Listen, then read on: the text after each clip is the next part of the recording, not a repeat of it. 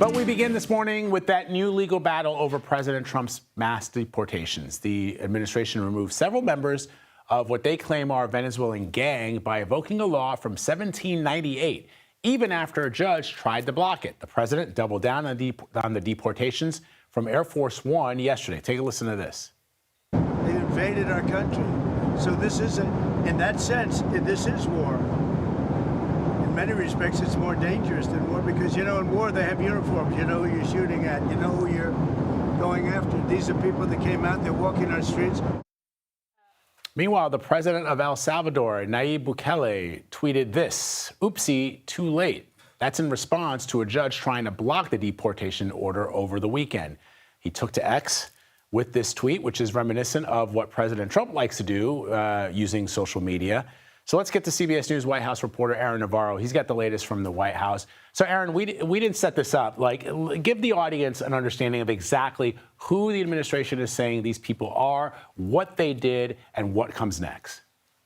Vlad, good to be with you. Yeah, just to provide more context, Trump over the weekend announced the implementation of the Alien Enemies Act from 1798, last used by the United States in World War II to designate the Venezuelan gang Tren de Aragua as wartime criminals. And what this allows them to do is essentially remove them from the country without any due process or any asylum hearings. And the administration was on its way to doing that. A federal judge in Washington, D.C. this past Saturday put a 14-day block on the usage of that act and said that any deportees on flights already ongoing should be returned to the United States. The Department of Justice and the White House on Sunday, as well as today, have argued that the flight containing over 200 deportees, including 137 of these alleged gang members, was already over international waters and not subject to the federal judge ruling. White House Press Secretary Caroline Leavitt wrote on X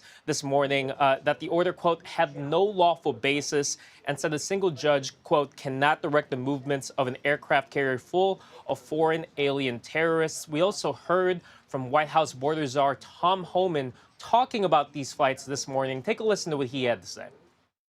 Another flight every day. The teams are going to be out there every day. Every day, the men and women of ICE are going to be in the neighborhoods of this nation arresting criminal, illegal alien, public safety threats, and national security threats. Lawrence, you're not going to stop us.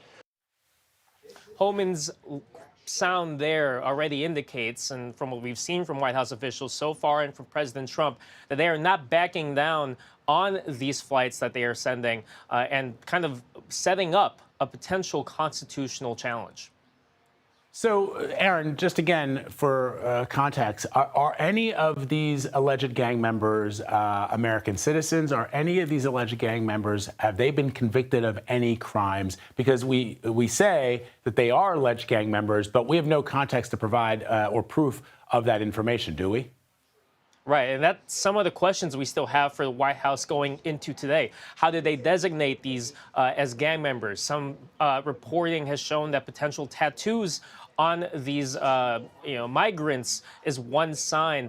But again, this is all based off the White House's words. Still some questions left going into today.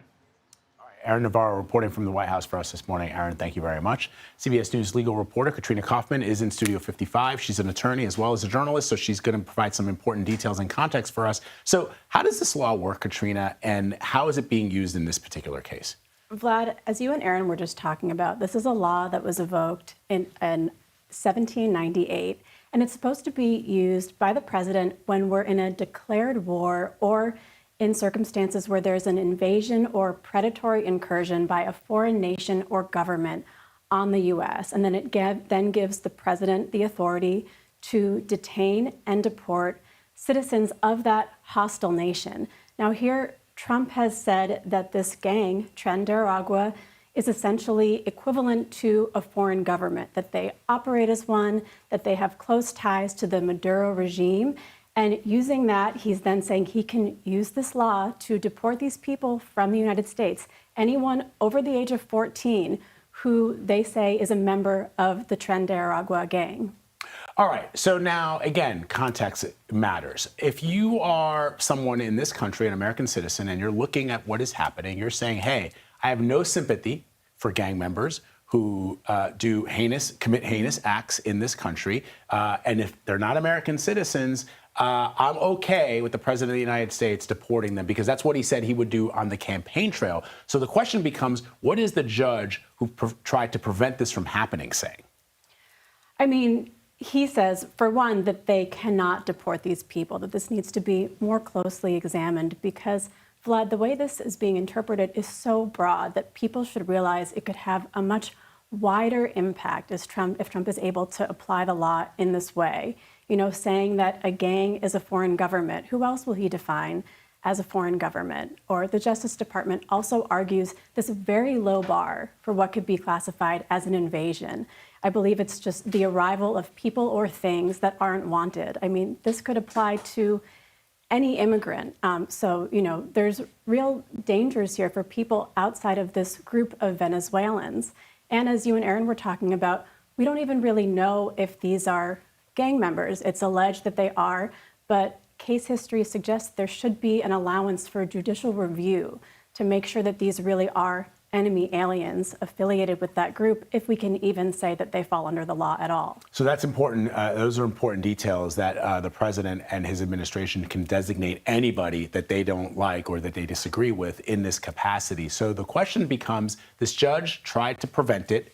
It still happened.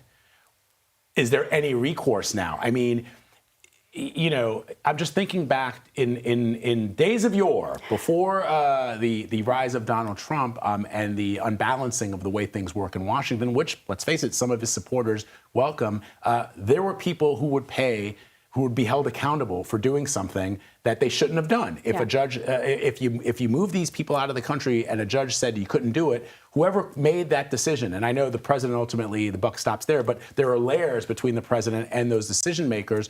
Somebody would be held accountable and have to stand tall before the man. So is that going to happen here? I mean, this is the real question, Vlad. Could anyone be held in contempt for this? I mean, these people are already in El Salvador.